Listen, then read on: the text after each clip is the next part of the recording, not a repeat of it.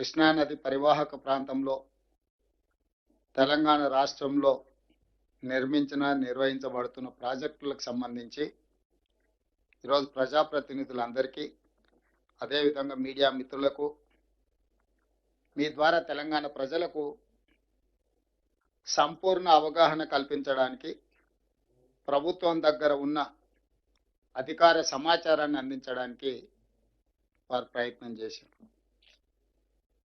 ఇక్కడ తెలంగాణ రాష్ట్ర ముఖ్యమంత్రిగా కొన్ని అంశాలను మీ ముందు పెట్టడమే కాకుండా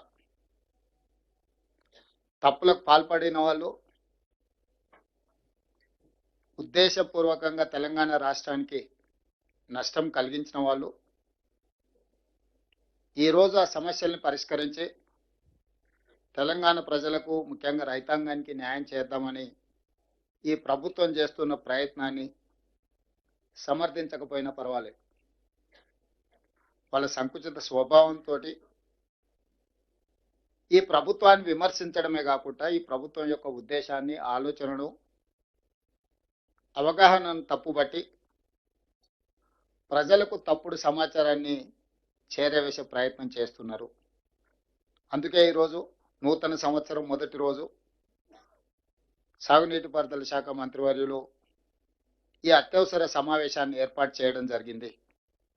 ఈ సమావేశం ద్వారా ప్రజాప్రతినిధులకు సమాచారాన్ని అందించడమే కాకుండా తెలంగాణ వాదులందరికీ కూడా అంశాలను వివరించే ప్రయత్నం ఇది. ఈరోజు తెలంగాణ రాష్ట్ర ఏర్పాటే నీటి హక్కుల కోసం ఏర్పడిన రాష్ట్రం. తెలంగాణ రాష్ట్ర ఉద్యమ నేపథ్యాన్ని పరిశీలిస్తే అది ఇప్పుడైనా ఎప్పుడైనా ఈ ప్రాంత ప్రజలు, ఈ ప్రాంత ప్రజాప్రతినిధులు, తెలంగాణ వాదులు మొట్టమొదట బలంగా వాదన వినిపించిందే జలాల గురించి, నీళ్ల గురించి. నీటి కోసం కొట్లాటనే రాష్ట్రంగా తీర్చిదిద్దడానికి అవకాశం ఉంది.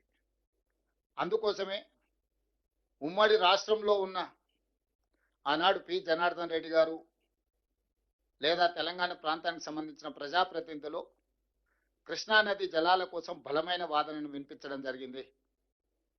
2004 నుంచి 2014 వరకు 10 సంవత్సరాలు ఉమ్మడి ఆంధ్రప్రదేశ్ పరిపాలనలో డాక్టర్ వైఎస్ రాజశేఖర రెడ్డి గారు జలయజ్ఞ ప్రాజెక్టులను ప్రారంభించి ఇరు ప్రాంతాల కృష్ణానది మీద ప్రాజెక్టుల నిర్మాణం చేపడుతున్న సందర్భంలో కూడా ఆనాడు పి జనార్దన్ రెడ్డి గారు పోతిరెడ్డి పాడు ద్వారా మనకు జరిగే నష్టాన్ని బలంగా వాదన వినిపించడం జరిగింది.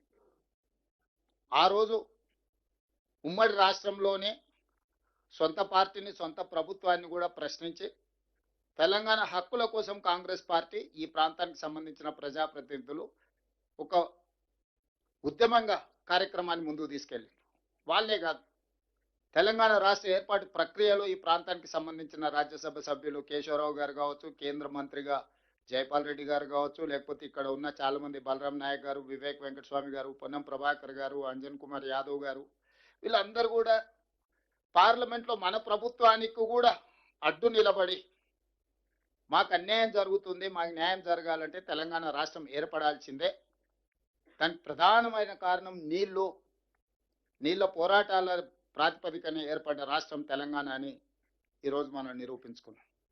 అయితే ఈరోజు జరుగుతున్న చర్చ జరిగిన తప్పిదాలను సవరించుకుంటూ ఈనాటి ప్రభుత్వం వ్యూహాత్మకంగా ఎత్తుగడతో ముందుకెళ్తున్నాం, వ్యూహాత్మకంగా వ్యవహరిస్తున్నాం. ఆర్భాటం కోసం, ప్రచారం కోసం, ప్రగల్భాల కోసం పత్రికా సమావేశాలు పెట్టి పక్క రాష్ట్రాన్ని విమర్శిస్తున్నామనే నేపథ్యంలో రాజకీయ లబ్ధి పొందాలన్న ఆలోచనతో కాకుండా ఒక స్ట్రాటజీ ప్రకారం ముందుకు వెళ్తూ మనకు కావలసిన హక్కులను సాధించుకోవడమే కాకుండా మనకు జరుగుతున్న అన్యాయాన్ని సరిదిద్దడానికి ఈరోజు ప్రయత్నం చేస్తున్నాం. దీనికి సంబంధించి చంద్రశేఖరరావు గారు, హరీష్ రావు గారు, వివిధ సందర్భాలలో టీఆర్ఎస్ నాయకులు మాట్లాడుతున్న మాటలకు సంబంధించి కొంత వివరణ నేను ఇవ్వాలని, ఎందుకంటే టీవీ ఛానల్స్లో కానీ ప్రజా వేదికల మీద ప్రభుత్వం తరఫున వాదన వినిపిస్తున్న వాళ్లకు కొంత సమాచారాన్ని అందించాలి ప్రభుత్వం తరఫున అనేది మా ఆలోచన. ఈరోజు తెలంగాణ రాష్ట్రం ఏర్పడిన తర్వాత చంద్రశేఖరరావు గారు ముఖ్యమంత్రి బాధ్యత చేపట్టిన తర్వాత ఆంధ్రప్రదేశ్కు చంద్రబాబు నాయుడు గారు ముఖ్యమంత్రిగా బాధ్యత చేపట్టిన తర్వాత నీటి పంపకాలు జరిగినాయి. అందులో ఆ రోజు విద్యాసాగర్ రావు గారు, మురళీధర్ రావు గారు, సాగునీటి రంగ నిపుణులు పాల్గొన్నారని చెప్పుకున్న సమావేశంలో నికర జలాలు కృష్ణా నదిలో ఇంతకుముందే లెక్కలు చూపించారు. 3 రాష్ట్రాలు మహారాష్ట్ర, కర్ణాటక, ఉమ్మడి ఆంధ్రప్రదేశ్కి 811 టీఎంసీలు, కర్ణాటకకి 734 టీఎంసీలు, మహారాష్ట్రకి 585 టీఎంసీలు, మొత్తం 2130 టీఎంసీల నీటి కేటాయింపుల్లో ఉమ్మడి ఆంధ్రప్రదేశ్కు 811 టీఎంసీలు నికరంగా కేటాయించడం జరిగింది. ఉమ్మడి రాష్ట్రం ఉన్నప్పుడు, రాష్ట్ర విభజన చర్చ జరుగుతున్నప్పుడు ఉమ్మడి ఆంధ్రప్రదేశ్లో కృష్ణా బేసిన్ మీద నిర్మించిన ప్రాజెక్టులకు ఏ ప్రాజెక్టు ఎన్ని నీళ్లను వాడుకుంటుందో కిరణ్ కుమార్ రెడ్డి గారు ఉన్నప్పుడు ఒక లెక్క తీసిండ్రు. ఆ లెక్క ప్రకారము నీటి కేటాయింపులు జరగాలని, ఆంధ్రప్రదేశ్ ప్రయోజనం చేకూరాలని కిరణ్ కుమార్ రెడ్డి గారు తీవ్రమైన ప్రయత్నం చేసి ఆంధ్రప్రదేశ్ యొక్క నీళ్ళ హక్కులను సాధించాలని కిరణ్ కుమార్ రెడ్డి గారు ఆనాడు ప్రభుత్వంలో ఒక లెక్కలు తీశారు. ఆ లెక్క ప్రకారము 512 టీఎంసీలు ఆంధ్రప్రదేశ్కు సంబంధించిన ప్రాజెక్టులకు, తెలంగాణలో నిర్వహించబడుతున్న ప్రాజెక్టులకు 299 టీఎంసీలు. ఈ లెక్క ప్రకారం వారు ఒక లెక్క తీసిండ్రు 2013లో. అంటే 34% తెలంగాణకి, 66% ఆంధ్రప్రదేశ్కి. తెలంగాణ రాష్ట్రం ఏర్పడిన తర్వాత కేంద్ర ప్రభుత్వం ఏర్పాటు చేసిన లేదా జరిగిన చర్చలలో పాల్గొన్న చంద్రశేఖరరావు గారు, హరీష్ రావు గారు ఈ 34, 66% మేము పంచుకుంటామని చెప్పి ఒప్పందం చేసుకున్నారు. మొదట 1 సంవత్సరం కోసం చేసుకుంటున్నామన్నారు.